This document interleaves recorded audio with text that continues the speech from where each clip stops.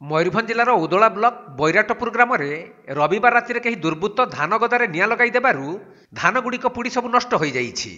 मिलिथिबा सूचना अनुसार बैराटपुर ग्रामर मानस बारिकଙ୍କ खଳାରେ ରହିଥିବା धान गदा जळुथुबार देखि पड़िशा लोक माने तांकु डाक पकाइथिले, जहाँकि राति प्राय 3टा समय दुर्बृत्त माने एही भली घटना घटाइथिबा जणा पड़िछि। तेबे संगे संगे उदला अग्निशम विभाग खबर पाई घटनास्थल में पहुंची निआं को आयत्त करथिले भी सेतेबेलकु धान गदाटी संपूर्ण पुड़ी नष्ट हो जाइथिला। सेपटे पुड़ी जाइथिबा धानर आनुमानिक मूल्य 30,000 टंकार ऊर्ध्व हेबो बोली अनुमान करा जाउछि।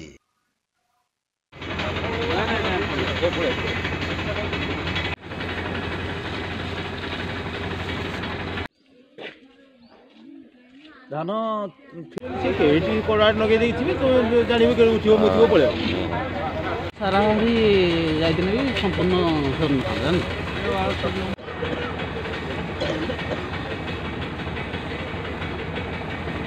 मयूरभंज जिला उदलारू देवदत्त दास रिपोर्ट कोणार्क लाइव।